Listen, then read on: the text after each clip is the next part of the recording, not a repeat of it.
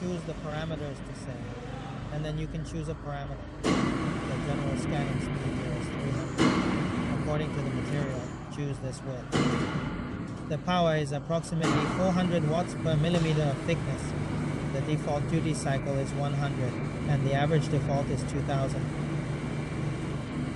For example, if we need to weld 2 millimeters, we can enter this number 800. And this is the save button. This is the import.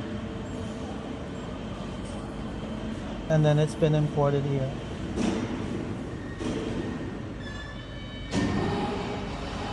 We save to the parameter. The welding parameters we use are included in this parameter set.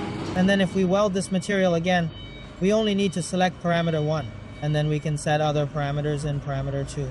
Then import it for a welding process.